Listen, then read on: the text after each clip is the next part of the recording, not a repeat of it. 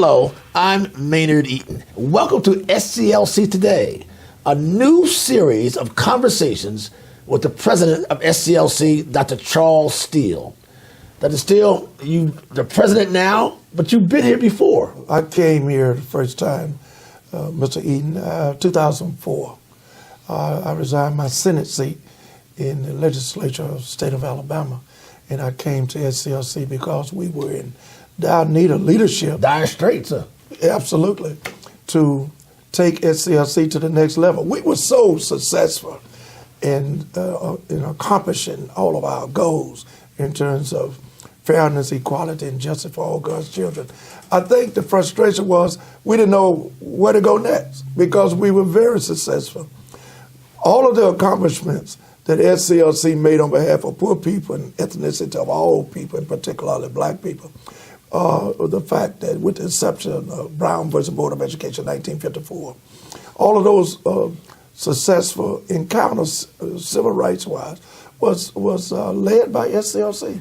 Does SCLC and other civil rights groups still matter today in 2017? Yes, sir. Today, now, more than ever before.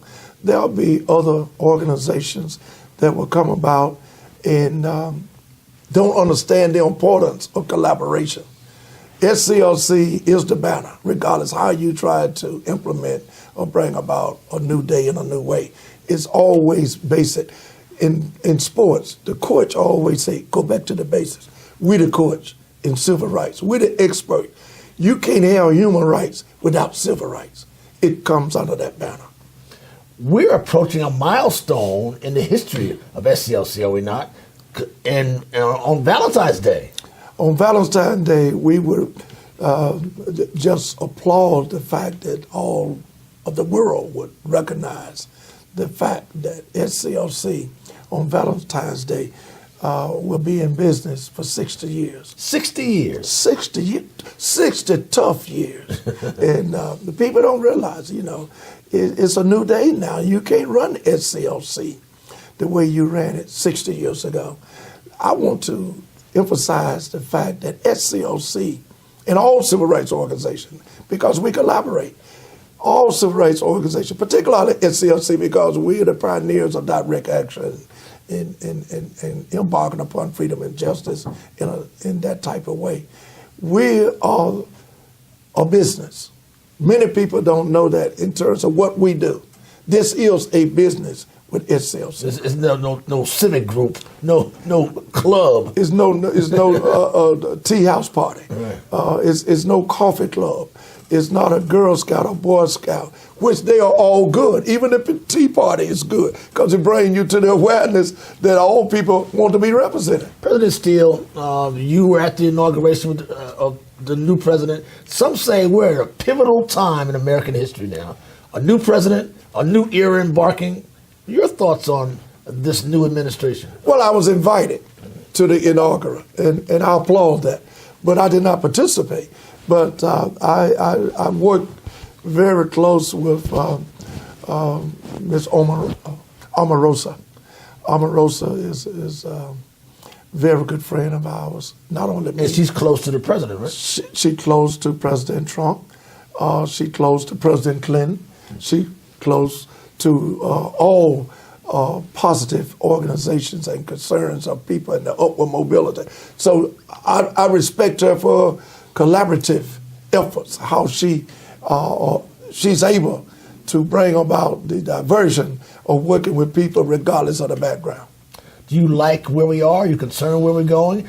This will be for future conversations, of course, but as we speak today, just after the inauguration, are you concerned or excited about what lies ahead from the President of the United States?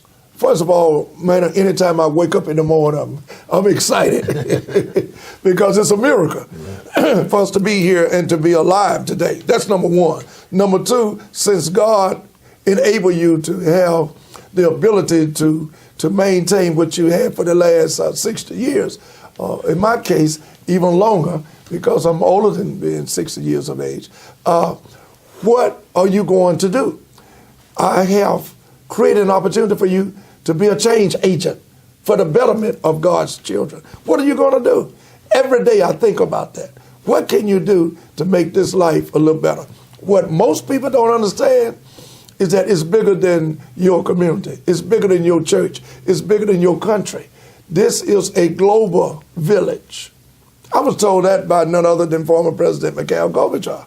Charles, we live in a global village when I was invited to Berlin after I left Moscow in Kiev, Ukraine. We are in a global village. What goes on in Tuscaloosa, Alabama, Birmingham, Alabama, Atlanta, Georgia, Syracuse, New York, what goes on there affects the whole world. What goes on in Africa, Libreville, Gabon, West Central Africa, anywhere in Europe, it affects us here. People used to say, Charles, why are you going around the world for the last 20, 25 years? Building relationships. Because and it still matters today. It still matters today. Because of those relationships, and let me just say this, it's not going to come to you. You got to go to it. And the point being, in order to get what you never had, you got to go where you never been. Ladies and gentlemen, this is the first in a series of monthly conversations with the president of SCLC. Next time, we'll be talking about the Poor People's Campaign. Thank you for joining us. I'm Maynard Eaton with Dr. Charles Steele.